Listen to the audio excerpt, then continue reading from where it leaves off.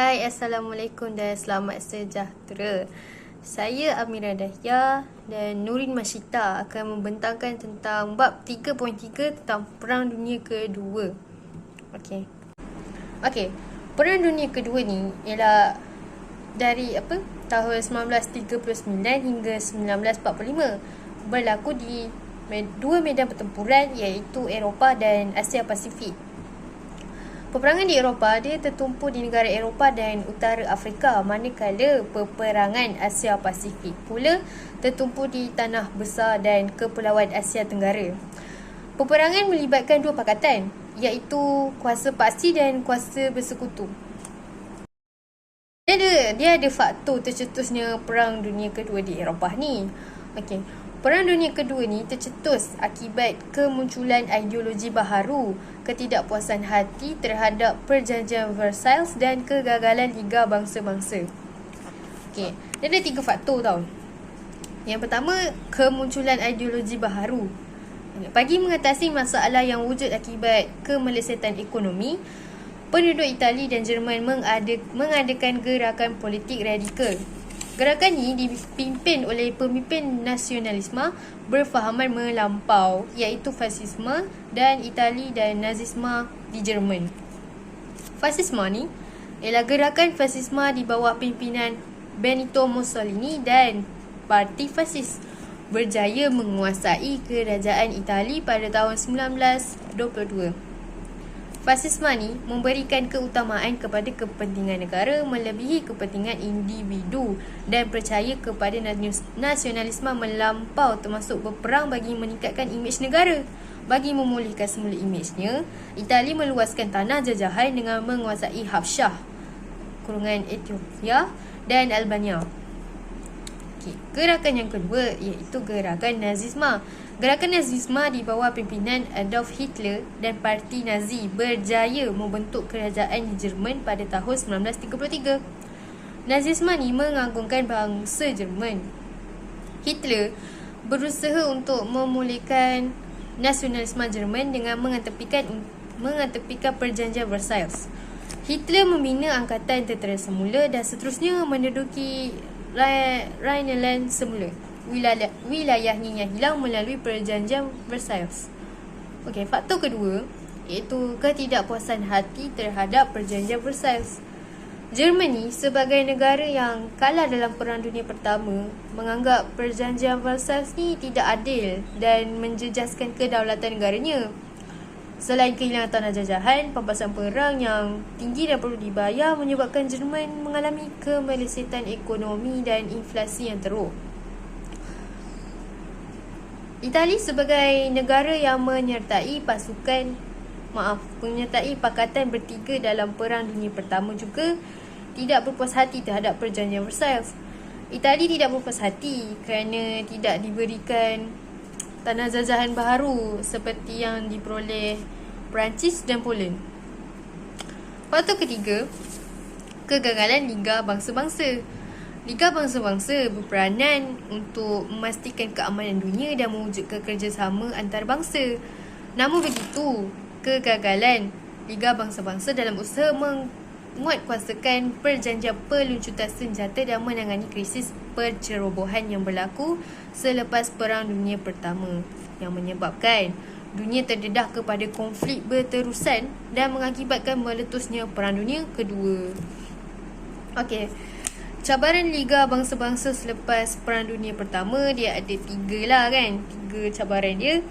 Yang pertama tu krisis Manchuria, iaitu pada tahun 1931 hingga 1933. Jepun ni menahluki Manchuria, iaitu wilayah di bawah penguasaan China. Dan yang cabaran kedua, Perjanjian Peluncuran Senjata 1932 hingga 1934 yang Jerman ni keluar daripada Liga Bangsa-Bangsa dan memperbesar angkatan tenteranya secara terbuka. Krisis Habsyah 1935 hingga 1936, Itali menyerang Habsyah di Afrika. Kalau tengok pada gambar stem ni, iaitu stem post Jerman 1938 meraihkan hubungan erat antara Hitler dengan Mussolini. Slogan di atas stem tu dia membawa maksud dua orang dan satu perjuangan. Okey, dalam kotak tu pula kuasa utama dalam Perang Dunia Kedua. Kuasa paksi iaitu Jerman, Itali, Jepun, dan manakala kuasa bersekutu ialah Britain, Amerika Syarikat, Perancis dan Rusia. Okey. Perang Dunia Kedua di Eropah pula. Okey. Perang Dunia Kedua di Eropah ni meletus apabila Jerman menyerang Poland pada bulan September 1939. Peristiwa tersebut menyebabkan Britain dan Perancis mengisytiharkan perang terhadap Jerman. Jadi dia sebab ada 4 isytihar lah kan. Jadi saya cakap 2 je lah. Yang lagi 2 tu Masyita. Okay, sambung. Yang pertama, penaklukan Jerman terhadap Eropah Barat. Selepas peperangan diisytiharkan, Jerman memulakan serangan Blitzkrieg. Blitzkrieg ni maksudnya serangan kilat. Macam kapal terbang Jerman mengebom sasaran musuh, diikuti dengan serangan kereta kebal dan tentera bermotosikal. Itulah kita panggil serangan Blitzkrieg bagi menakluki negara di Eropah Barat. Jerman berjaya melawan Poland, Denmark, Norway, Belanda, Belgium, Luxembourg dan Perancis. Jerman menguasai hampir keseluruhan negara di Eropah Barat menjelang pertengahan tahun 1941. Yang kedua, pengeboman Britain. Jerman melancarkan serangan udara dan laut terhadap Britain pada bulan September 1940 sehingga bulan Jun 1941. Jerman menyerang dan memusnahkan pelabuhan, kawasan perindustrian dan pertahanan udara Britain, yang menyebabkan serangan tersebut telah menjejaskan ekonomi Britain. Jadi itulah dia. Saya bagi Masyita pula lah sambung seterusnya. Okey, seterusnya penyertaan Itali dalam perang di Eropah. Itali ni sekutu Jerman mengisytiharkan perang terhadap Britain dan juga Perancis pada bulan Jun 1940. Tentera Itali menyerang Perancis melalui arah selatan, manakala tentera Jerman menyerang Perancis dari arah utara. Okey, seterusnya kita tengok peristiwa yang terakhir iaitu serangan Jerman terhadap Rusia. Setelah Jerman menguasai Eropah Barat, Jerman telah melancarkan operasi Barbarossa. Operasi ini ialah operasi serangan besar-besaran untuk menawar Rusia. Hitler ingin menguasai Rusia sebab Rusia ni ialah empayar terbesar di Eropah.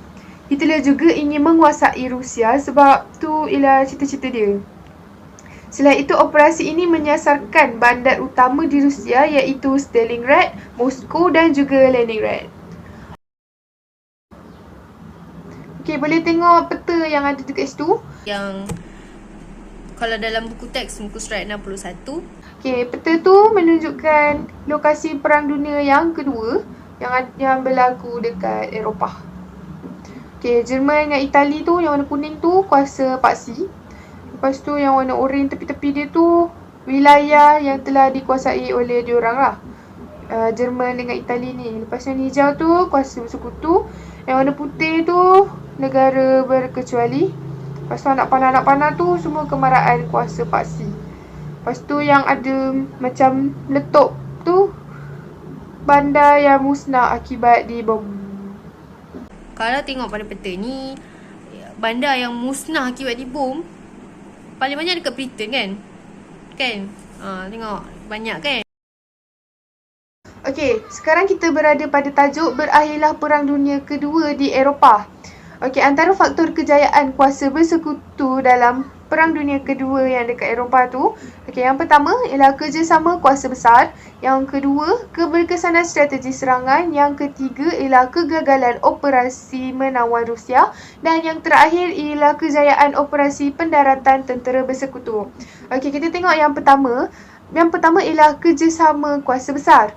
Presiden Amerika Syarikat iaitu Franklin Roosevelt, Perdana Menteri Britain Winston Churchill, Presiden Rusia Joseph Stalin, telah membuat keputusan politik dan juga ketenteraan. Tentera bersekutu iaitu tentera udara, laut dan juga darat yang beroperasi di bawah komandan tertinggi bersekutu yang diketuai oleh Amerika Syarikat.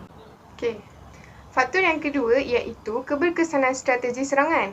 Kesilapan kuasa paksi membuat keputusan politik dan ketenteraan semasa operasi menawan Rusia membawa kegagalan.